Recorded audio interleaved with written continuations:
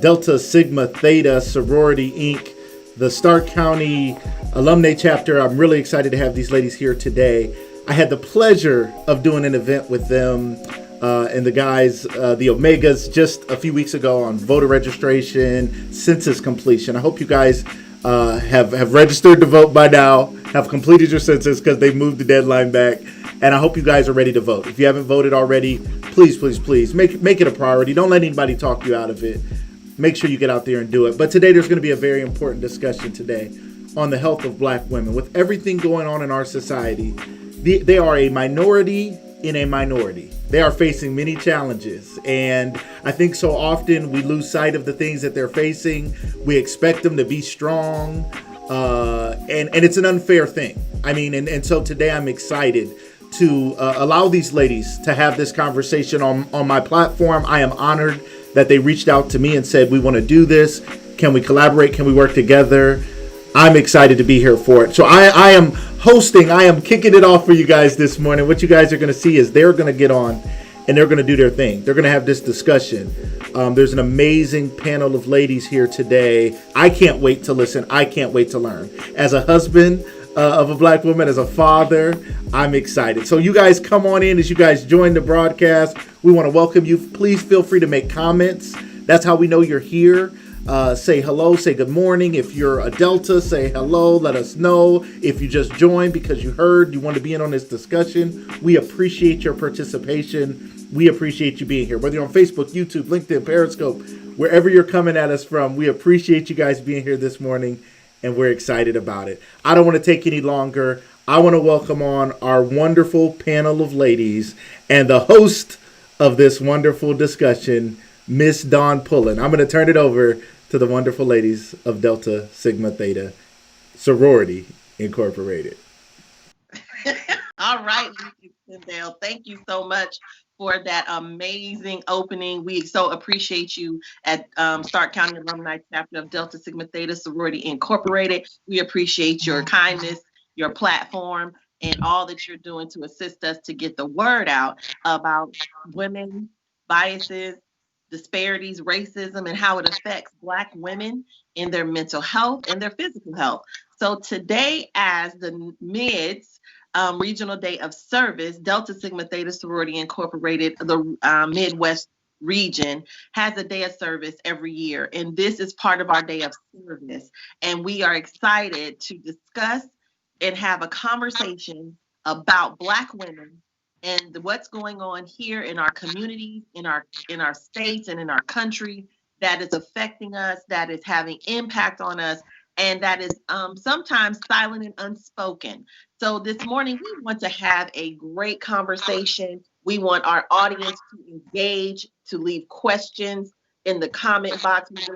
We will hopefully be able to answer some questions today. Our panel is a group of Black women who are amazing and phenomenal in what they do and what they bring to this conversation. We want to have a true conversation.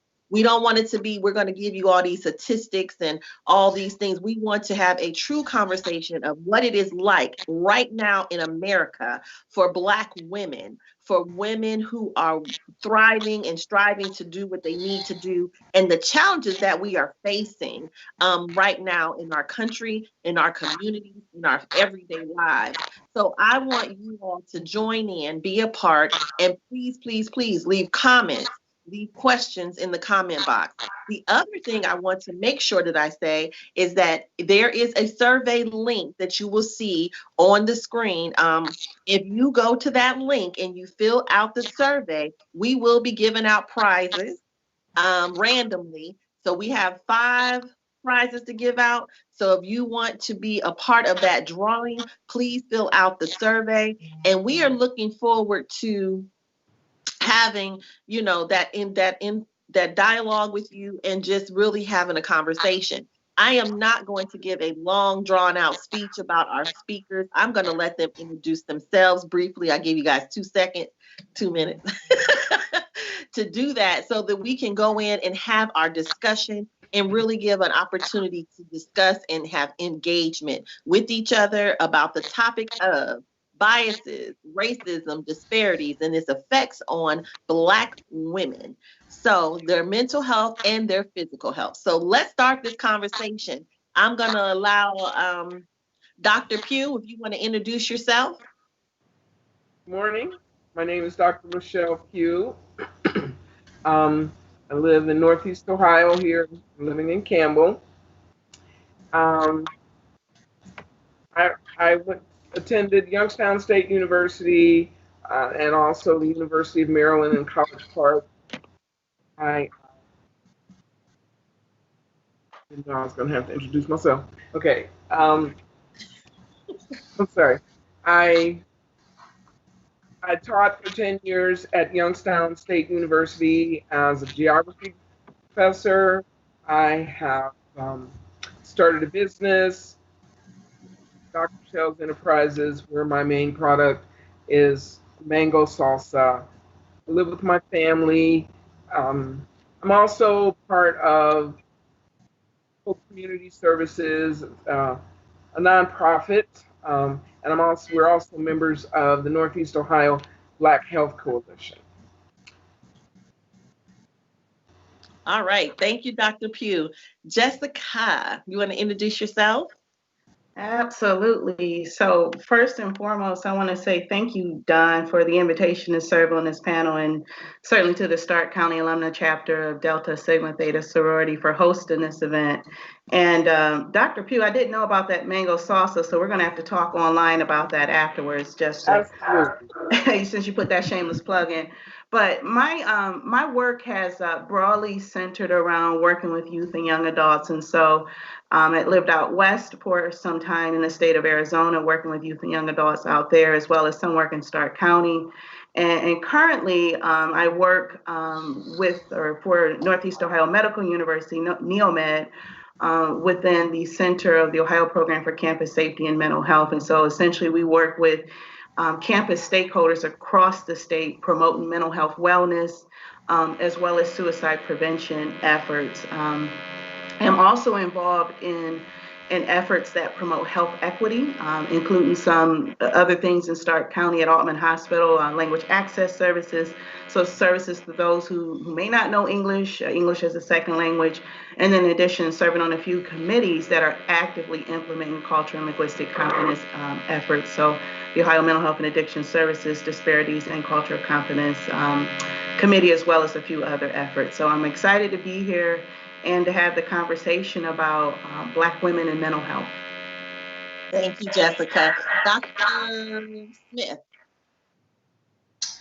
Good morning. Thank you for having me. I am Anisi Daniel Smith. I'm currently an assistant professor of sociology at Russ College in Holly Springs, Mississippi. I am a native of Northeastern Ohio, born and raised. Previously, I worked at Hiram College, as well as Mount Union and Kent State. And my research interests include racial and religious identities and how they inform each other. I also specialize in race, class, and gender inequalities, sex, gender, and sexuality. And I also look at issues of organizational analysis and social change. I could say a lot of things that I have done, and I know that that's our usual way when we do these sorts of things, but I can say that one of my crowning achievements that relates to what we're doing today is when the class is over and a student comes back and says, "Can I talk to you for a minute?" And then that minute turns into 15 minutes or 30 minutes, and they begin to talk about the issues that they have and how being in class that they have tools that they can now start to explain the things that have happened to them. They can make sense of them, and it opens the door to them seeking help. So I'm grateful to be here today, and I'm excited to be on this panel with this incredible set of ladies. So thank you for having me. Oh, I'm so excited. I feel blessed to be here as well. And Yavanka Hall, yesterday we were on a live talking about domestic violence and how it affects African American women for the Northeast Ohio Black Health Coalition. So this is something that's near and dear to my heart. And Yavanka also does a platform every Friday where she talks about other services and things in the community to help minorities. So, Yavanka, I know I said I wasn't introducing anybody, but I had to give you that plug. So I want everybody to come on Facebook Live on every Friday from 12 to 1, and on the Northeast Ohio Black Health Coalition page. Join us for conversations. Join us for learning experiences, and join the conversation so that you can impact your community. So, Yavanka, go ahead and introduce yourself. So hopefully everybody can hear me. Can you hear me okay? Yes, ma'am. Okay, because my screen looks kind of crazy. But I am Ivanka Hall. I am the executive director of the Northeast Ohio Black Health Coalition. The Northeast Ohio Black Health Coalition is the first coalition in the state of Ohio to focus exclusively on African American disparities in education, employment, housing, and health. And we do that by working to educate, advocate for, and empower the community. I am a mother, I am a grandmother, and I am an activist. I am deeply impassioned and involved with social justice issues locally and nationally.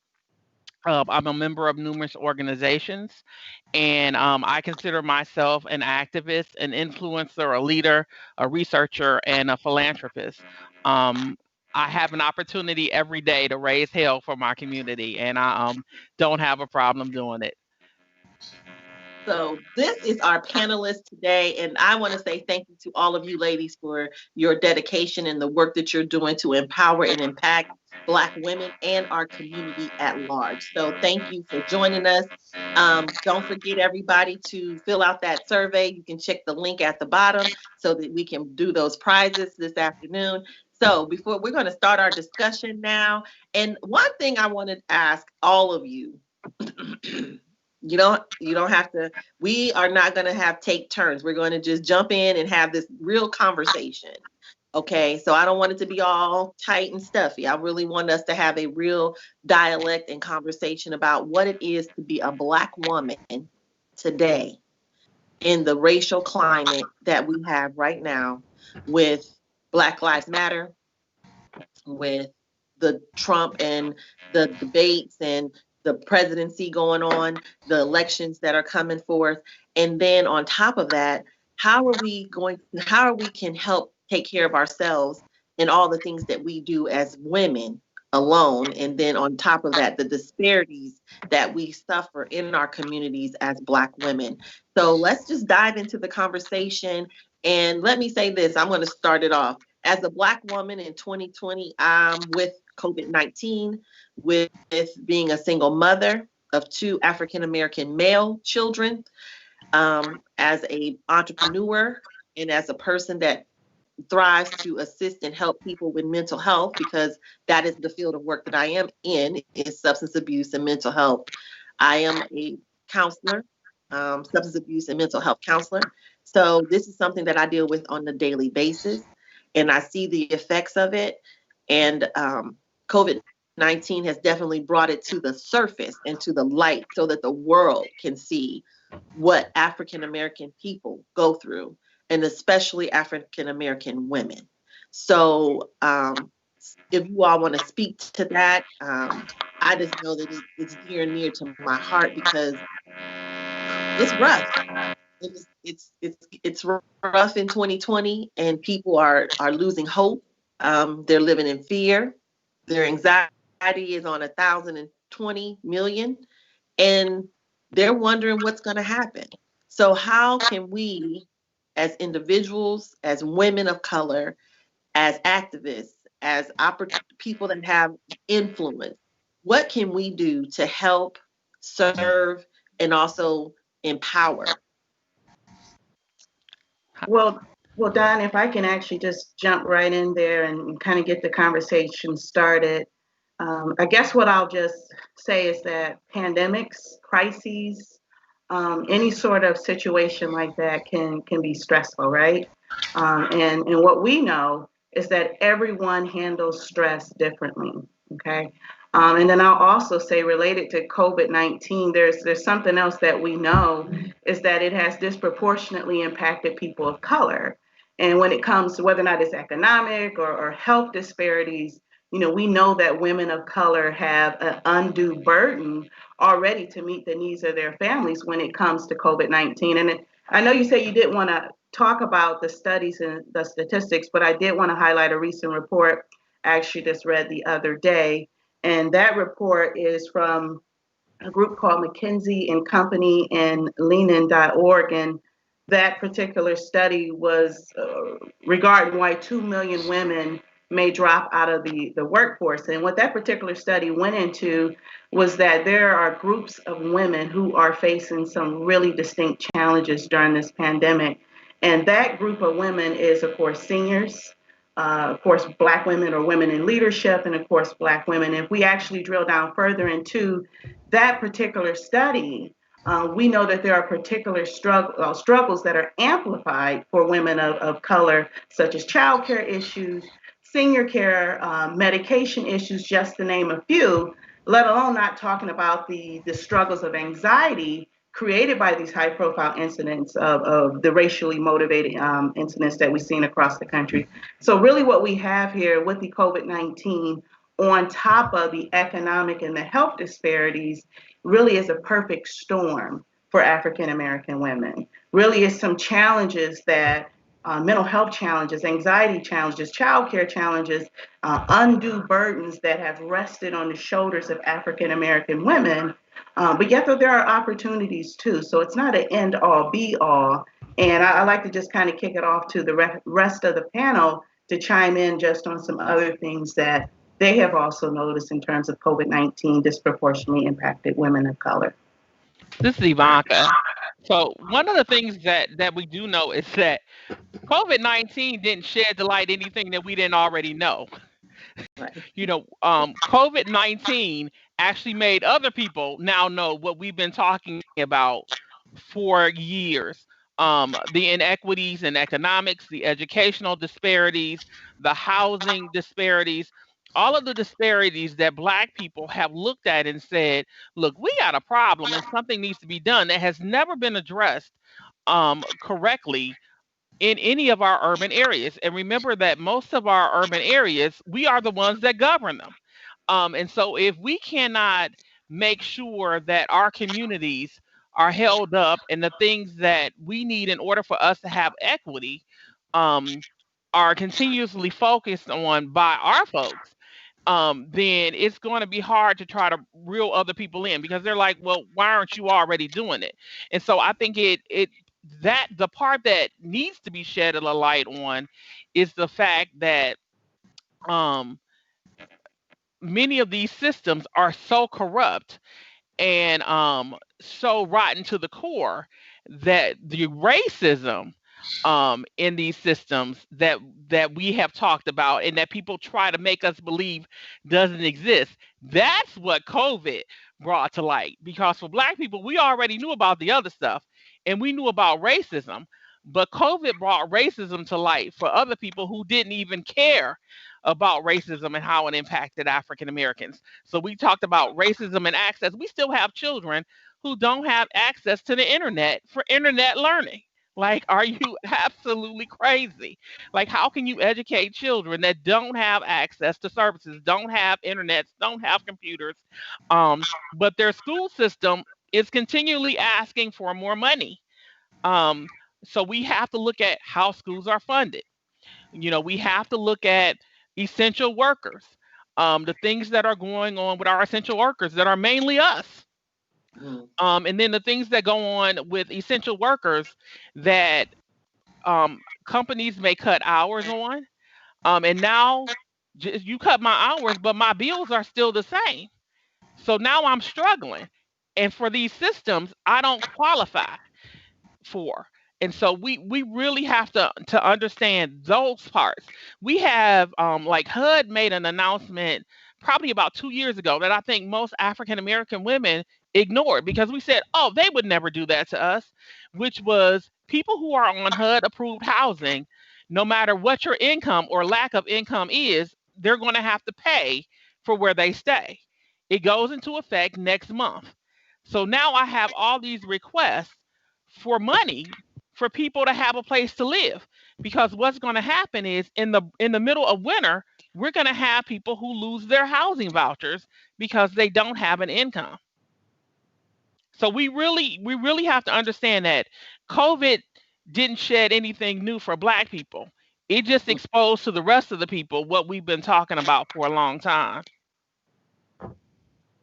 I agree with that. I agree with that, Ivanka. Dr. Smith, do you want to add in?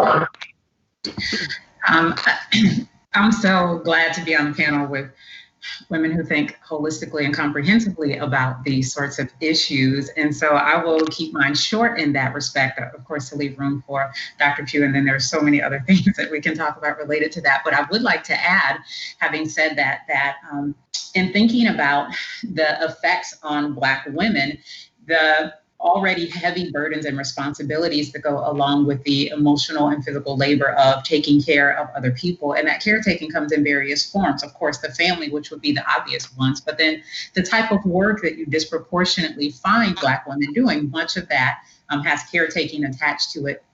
And so there's the emotional toll that goes along with that as well, in addition to trying to figure out how to care for oneself, how to take care of business in general. All of these sorts of things are magnified due to COVID. And because I would argue that even as a people, that many times when these issues come up, that people will turn to Black women as a default, the election being an example. How many posts have you seen about Black women save us, Black women save us? But then, you know, any superhero also needs the strength to be the superhero, right?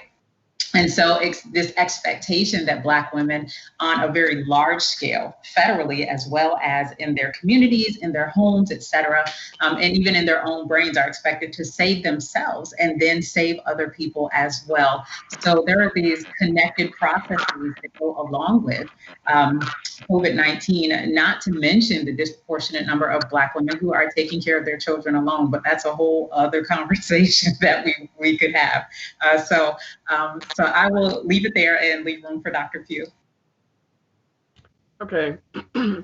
So when I was thinking about this discussion today, and I was trying to figure out what I could contribute,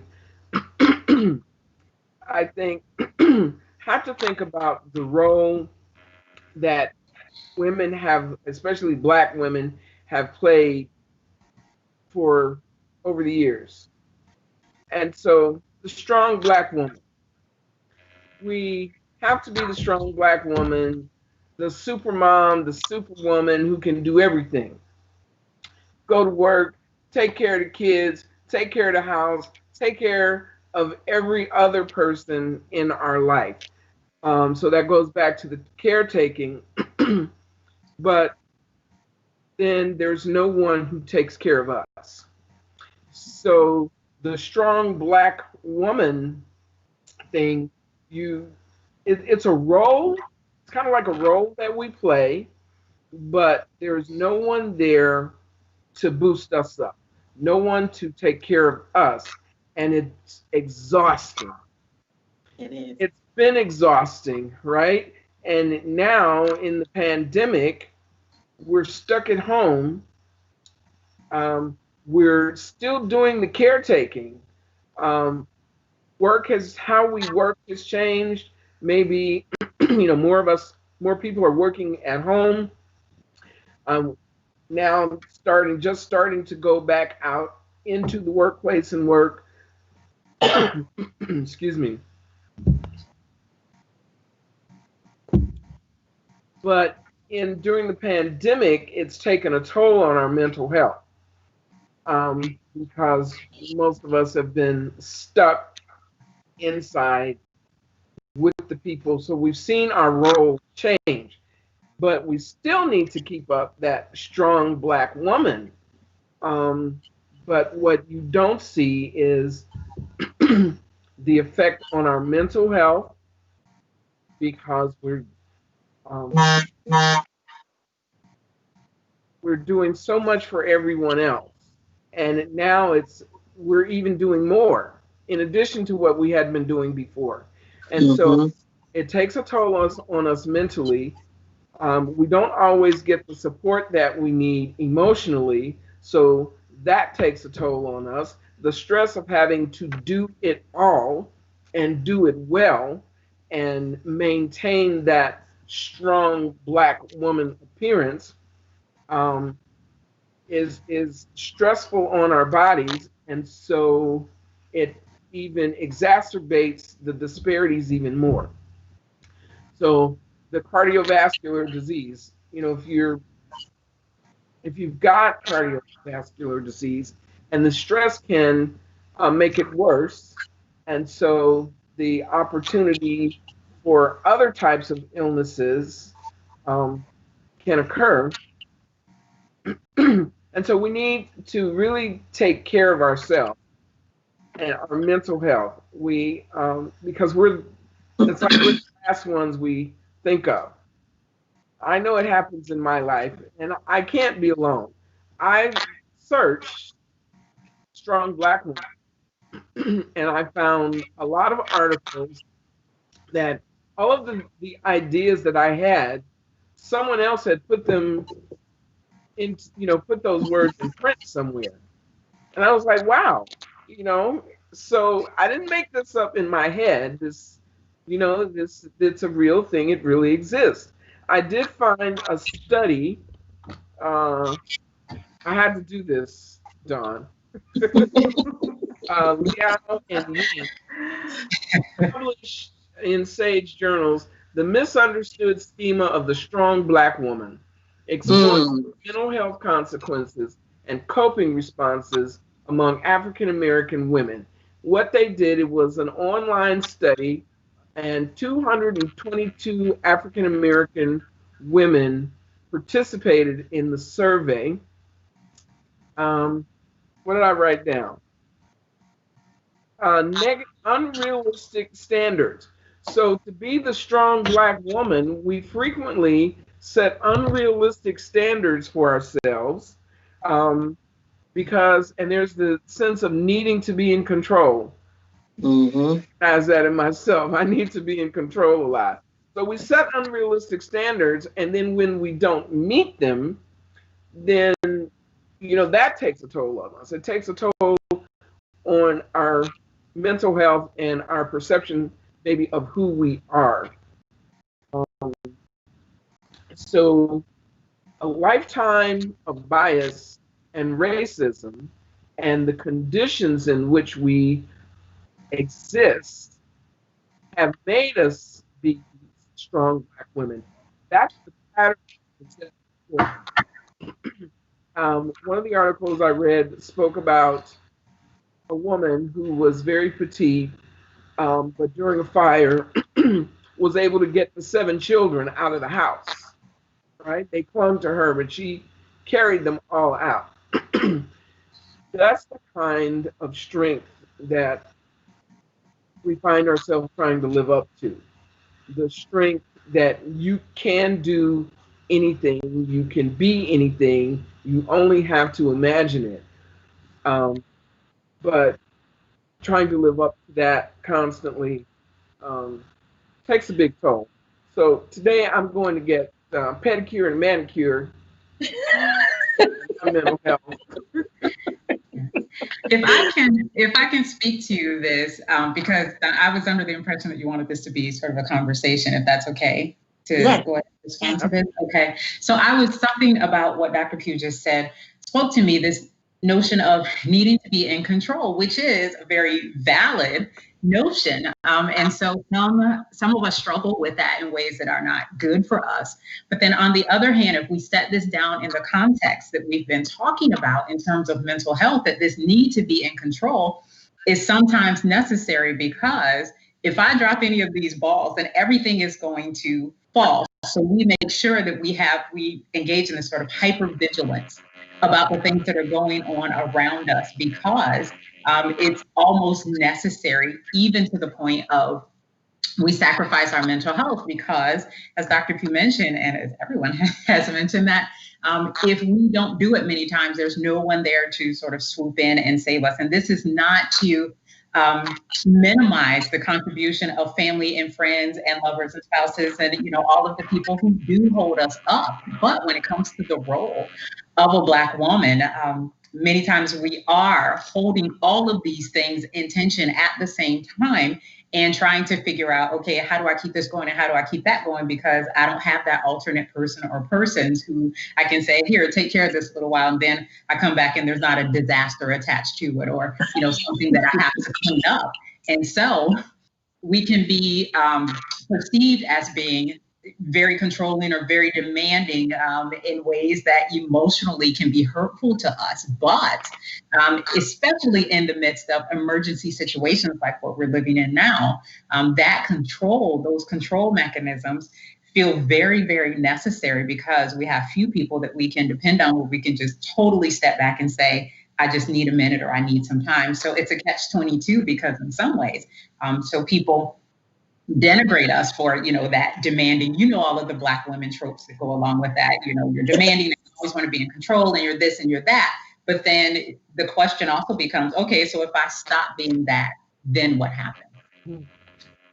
And if I could add to that, Dr. Smith and Dr. Hewitt, kind of reminds me of what I heard another colleague mention regarding the imposter syndrome and African American women, and that we self-doubt ourselves. Not only self-doubt ourselves, but sometimes when we look at what all we have to bring to the table, what all we have to do, we almost are threatened to what this role and juggling all these balls and all these things that we have to keep up with, that we almost feel fraudulent to ourselves. And so that's what, as you talk about, all that we have to carry in this mantle and this strong Black woman image, we almost feel like a fraud to ourselves to really carry all of these things. And the second piece that I was going to mention, Dr. Pugh, you mentioned going to get a manicure and a pedicure this afternoon. I know we briefly talked about that earlier before we jumped on this call, but self-care is so important. And I don't think we talk about self-care enough. And how do we really take care of ourselves as we have all of these individuals, whether it's children, whether or not it's parents, whatever our responsibility or whoever our responsibility may be to take care of, how are we taking care of ourselves? And so I think, too, as we sometimes think of the word self-care, sometimes we think of it more as something that only can relate to white women. So at least for me, when I first heard the term self-care, I only thought, or the first thing that came to mind is a white woman doing yoga or running on the beach, or just these things that had a more Eurocentric approach. But self-care really can be appropriate for any group, and ever more importantly should be for African American women to take care of themselves. And so it could be a pedicure or a manicure. It could be, every morning taking your cup of coffee and maybe listening to some spiritual or gospel music. But whatever you need to do to take care of yourself, that should be incorporated in your day. So I just want to kind of leave that nugget, that self-care is important. It should be built into our daily approach and our daily routine. But and I think also when we talk about the manicures, the pedicures, the self care, but I think preparing ourselves economically for aging is important, because Black women don't have we have the money power, but it's in the wrong places. So when your money power is more tied into your red bottom shoes, and your purses, I ain't talking about you, Dr. Smith. I know you like shoes. I thought she was talking about me. I'm like, oh, yeah, she was talking about you. Let's go with that. All right. And first of all, I'm gonna do both. But all right. No. So what I'm saying is that we have some who are able to balance both, who are able to do it well. But then we have others who their purses and shoes, they have no life insurance policies. But they have an insurance policy on a cell phone, because Lord knows what's going to happen if my cell phone breaks. Um, and so we have to figure out priorities, because one of the things that our grandmothers and ancestors before us had, I remember my great grandmother. I remember her insurance policy person coming to our house once a month, getting her policy money off of her TV. She sat it by the door. Nobody locked their doors then. He would walk in, he would take the money, the payment, write it in the book, and leave the receipt on the TV for her. But she was prepared. She was prepared for the future. And so we have so many people who don't get insurance, who won't get insurance, but we get so many GoFundMe's when things happen. And so we look at GoFund. We started to look at GoFundMe as an insurance account, and it's like, no, you need to make sure that you're funding for your future now. The other thing about being economically stable is African American women, as we age, we're more likely to age in economic despair. And because of that, we have a lot of older Black women who are homeless, literally. Like they're living with family members because they cannot afford to live on their own. I remember working in social services, and I had a client that would come in for assistance, reading different bills and mail that would come in, and her income per month, her retirement income was $199. That was her Social Security payment. It was $199. And her house note, she was still paying a house note. Her house note was $212. And I'm like, okay, well, maybe you need to get a roommate.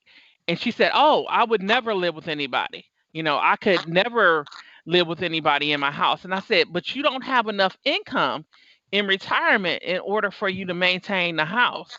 And if you want to live in independence, you're going to have to find a way to work around that. And I think that we have to be prepared to prepare ourselves for the future. That um, socking aside something like the squirrels for the winter, making sure that we have something in storage, and that when we're moving, that it's not about clothes and shoes, that we're moving some stocks and some bonds along with that.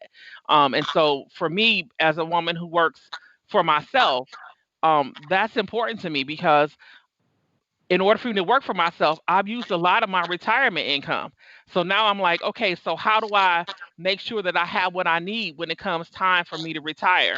Um, and that's my take on what we need to do as we're aging. And I want to say, I'm gonna go back and then come forward. One of the things as that self-care and what we don't do and what we need to do is teach each other what self-care looks like. Show people, we can say a manicure and pedicure. That I love that.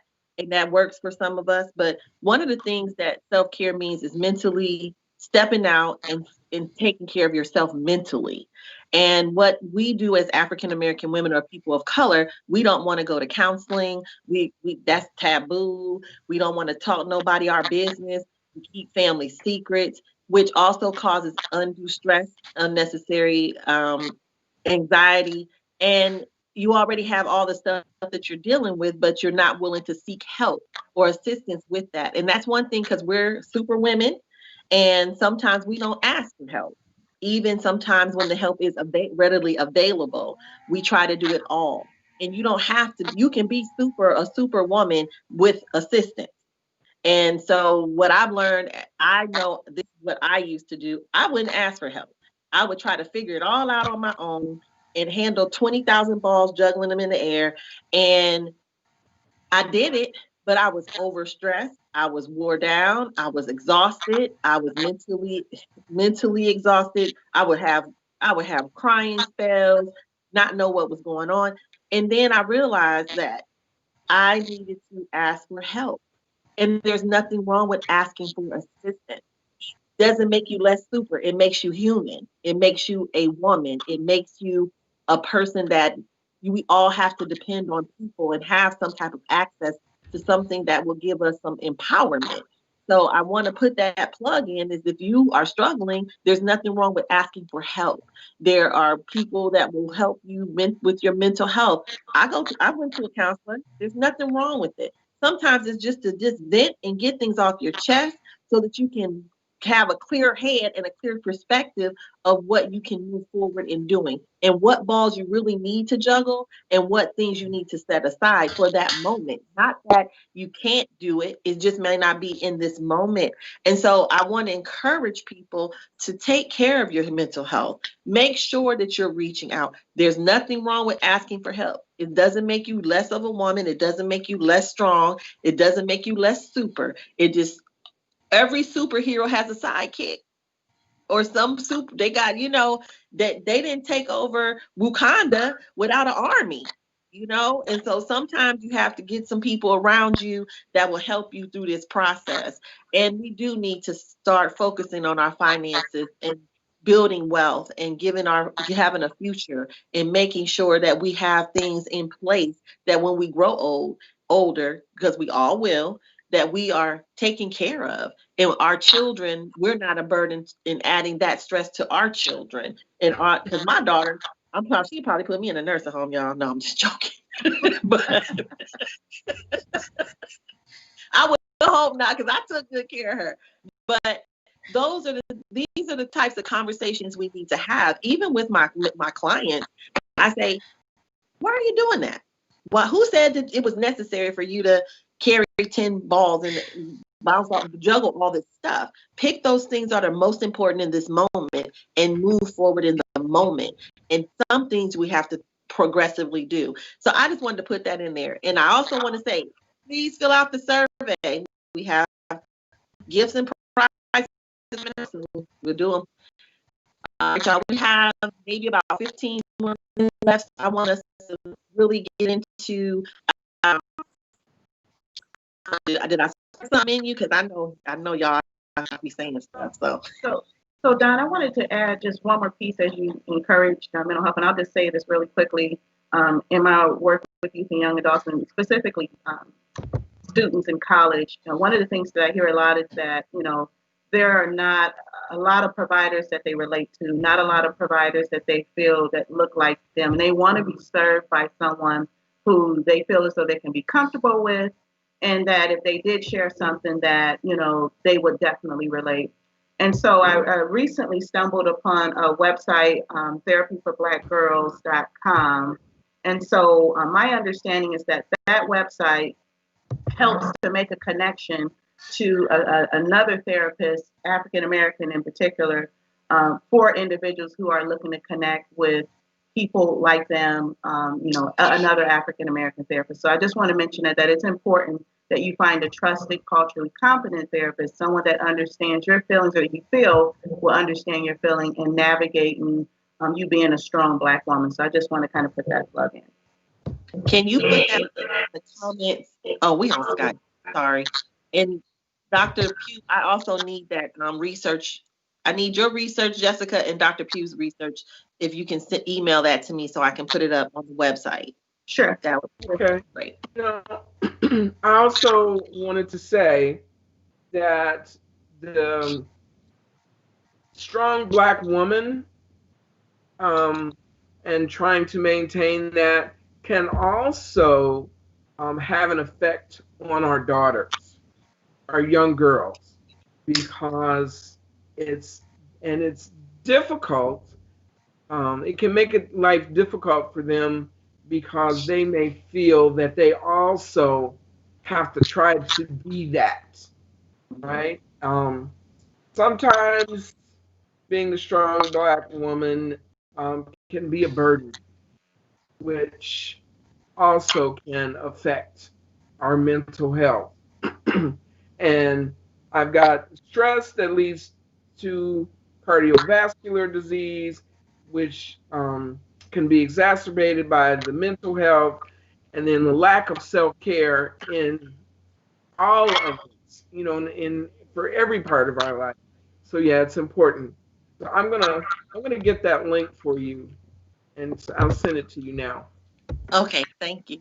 So this is Ivanka. So I have, so one of the things that I talk to people about all the time is this myth about Black on Black crime. And so I think that one of the things that's important for us to tell the other women that are here and attending this day of service is that there is no such thing as a strong Black woman. That is a myth, and that we need to make sure that we put that myth where it belongs to, and that we stop giving it airspace. Because what happens is that myth has carried over them so much that people are willing to kill us and say that because you're a strong Black woman, you can handle death, and we can't. We bleed just like everybody else. We cry just like everybody else. We love, we laugh, we have emotions.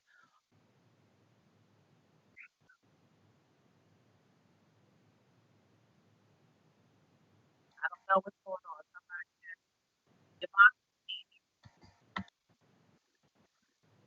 Yeah, I have no idea what happened. I can hear you.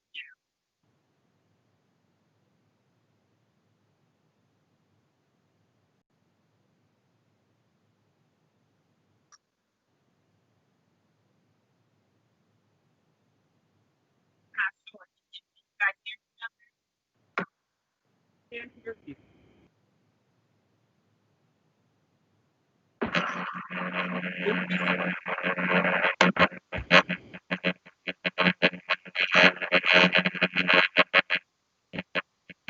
I can't hear you guys.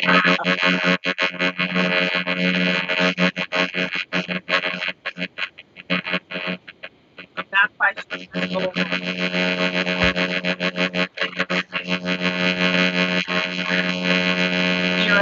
Hear a buzzing noise. Okay, we're better now. Okay, sorry, Ivanka. So that's basically what I wanted to say is that is a myth, and we need to put it where it belongs. I mean, we that is in watching this whole electoral process play out, and watching what's going on with an African American female that that's being accused of, okay, well, if she looks a certain way, or if her eyes roll a certain way, that's this whole thing around Black women. And okay, well, she can't do that, because if she does that, that doesn't qualify her to be a good candidate. And are you serious? And I think the other thing too is that Black women try to take responsibility for stuff that ain't our fault. Donald Trump ain't our fault. We did not vote for him. Donald Trump is the fault of white women, and we need to put that where it belongs. 72% of white women felt that it was okay to vote for Donald Trump, right? And 98% of Black women said, I don't think so. So we need to make sure that we understand where these myths come from, and that we stop allowing those things, Black on Black crime, strong Black women, weak Black men, to become part of our vernacular. It should not be. Um, you know, it's just that simple. And I think part of that myth is that the persona of being a strong Black woman means that you have to be doing all of these things. And what to me, a strong Black woman is a person that is open to learn, who's open to ask for assistance when necessary, who understands their boundaries and their limitations. Because um, when you can honestly say, I can't do, this is what I can do, this is what I can't do, that is strength. So what we allow people to tell us what strength is and define it for us is part of the issue that we're having, because we're trying to live up to other people's expectations, what they feel we need to be doing or how we should be doing it, versus what reality is that we're women, and we work hard and we do great things, but it doesn't mean we have to be super women. It just means that we have to live the best life we know how to live, and be super in our own skin, and understanding that it's okay to be who we are and not live up to other people's expectations, which also plagues on our psyche, which is right, Ivanka. We need to tear that myth down that we have to be all of these things that weren't even meant for us to be. And we can focus on those things that are really truly important for us as an individual, and work on those things, then we would be able to better handle situations and not take on extra burdens. But we have to learn to put those boundaries in place, learn how to say no, learn how to ask for help, learn how to be true to ourselves and take care of ourselves. And I know that that's hard, and I'm learning as every day.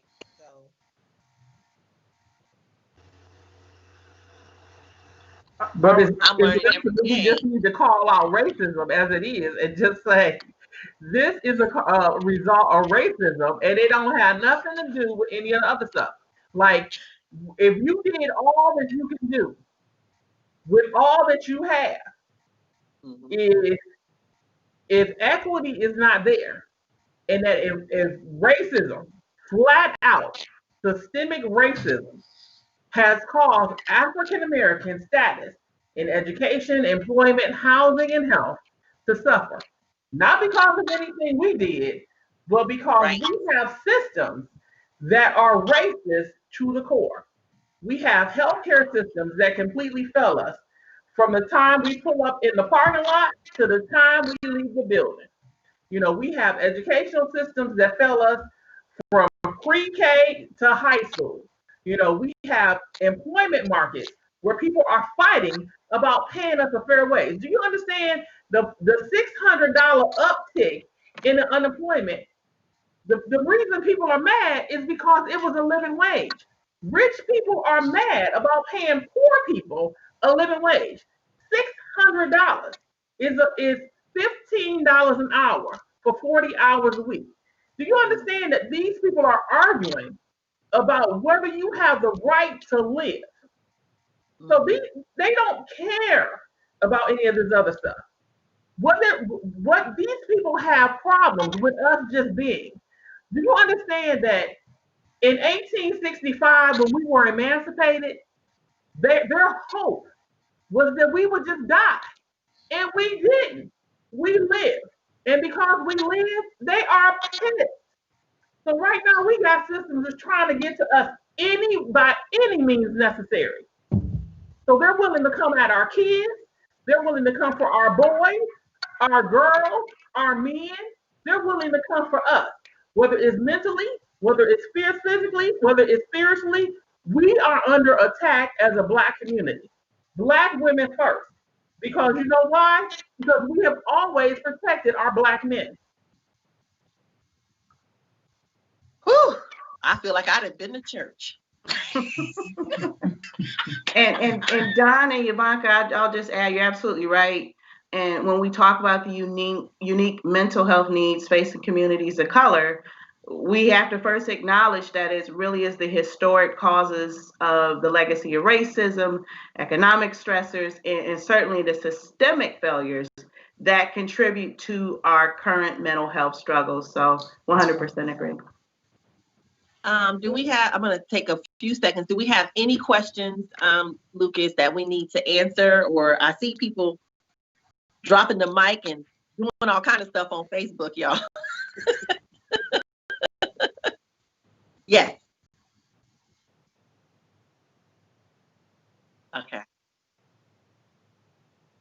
Okay. If you have any questions, you can put them in the comments. I just want to say that this has been amazing conversation, and I want to continue this conversation because I think the more we put it out there, the more the better we will serve our community. And the one thing somebody put in there is that we have to learn to dismantle the systems, and Black women can play a major role in dismantling some of the negative things that are impacting our communities. We can do that with our vote. We can do that with standing together and working together and holding people accountable. We can't do it on our own, but we can do it collectively, and making sure that there's a movement. So I'm encouraging every woman to join an organization that you can align with, that has the same beliefs and is moving towards where you want to go, so that you can be a part of the solution and not continue to stand back and not allow your voice to be heard. This is an opportunity for all of us to step up, step out, and move and make something happen, not only for us, but for generations to come. So this is a climate where we as African American women can stand up. And if you can stand up for and vote, vote, vote. Don't vote just because they're Democrat. Vote because they have aligned themselves with something that's going to impact our community and make it better. I know I can't, as a Delta Sigma Theta Sorority Incorporated, we do not support any um, organization over another. We can't tell you who to vote for, but we can definitely tell you to vote. We can definitely tell you that your vote counts. And as an African American woman, our dollars count, our vote counts.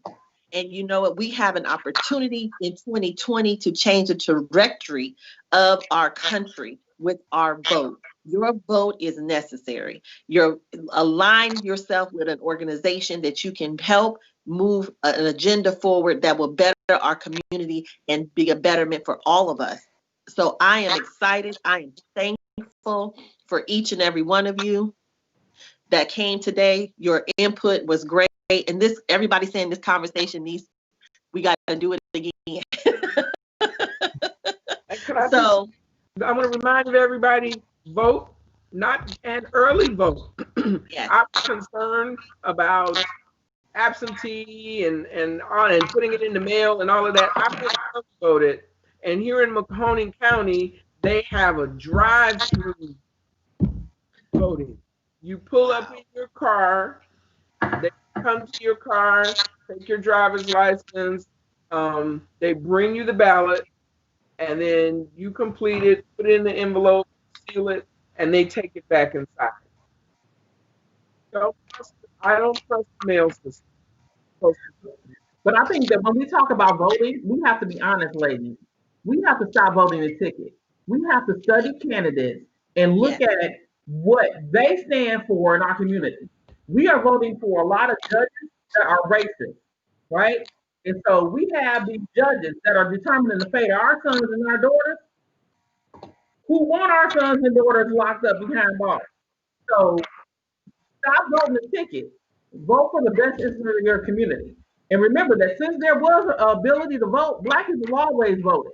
So we have always voted. But the problem is that somewhere along the line, instead of us being diligent about our vote, we just gave our vote away.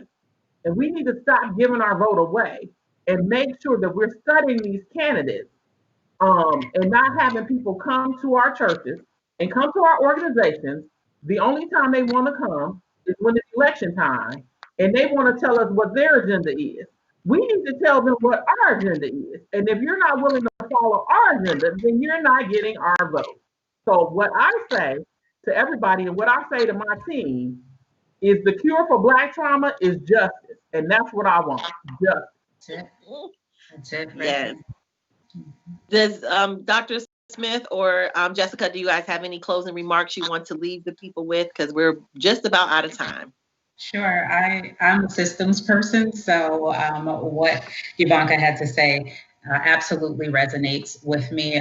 We need to change systems. It's not just about individuals, and our power means something, but the collective is everything. And we can do any number of things to heal ourselves. But if we don't heal and or change systems that were not designed for us in the first place, right, we're going back into a game that is already fit for us to lose. So we need to be thinking broadly as well as deeply about what we need to do in order to create health and maintain health for Black women. And so I would say candidates, people, organizations, whomever they are, if they have not demonstrated that they are committed to your health, then they do not deserve your time or your energy or your brain power or any of those sorts of things. Be diligent, be selfish, be judicious with who you are and what you give your time and your energy and your votes to. Thank you, Dr. Smith. And honestly, yeah, Dr. Smith, she really said that so very well. I don't have much to add. I really echo on everything that she shared. But we'll say and encourage everyone that we really have to change the way in which we voted, change the way in which we thought about things. And I'll take it even back to mental health. Let's change the conversation. Let's take care of ourselves. Let's encourage ourselves as women. And vote early and vote often. So I'll leave it there. Thank you, thank you, thank you. I'm going to let our president of Stark County Community, Stark County. I got all this stuff going on in my brain, y'all. Stark County Alumni Chapter of Delta Sigma Theta Sorority Incorporated. Our president is Dr. Wanda Lash, and I'm going to let her close us out today. But while she's coming in, I just want to say thank you to the panelists, and thank you for all who has tuned in today. I hope that something that was said will benefit you, that you can take it back to your community. And you ladies, I will be asking you to come back at some point to continue this conversation, so that we can continue to empower our women in our communities to grow and learn. This was our Mids Regional Day of Service. We serve from the heart at Delta Sigma Theta Sorority Incorporated, and we want to say thank you for joining us and being a part of the conversation. President Lash. Thank you. Good morning, and thank you again as president on behalf of the Stark County Alumni Chapter.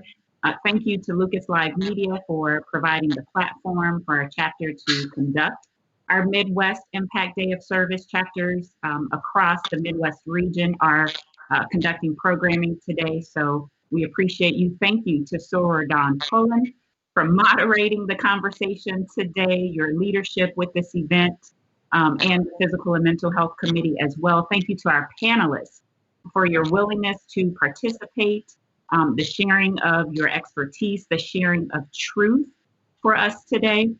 Thank you to those of you who tuned in to support our programming efforts, our sorors, our family friends, our newfound friends.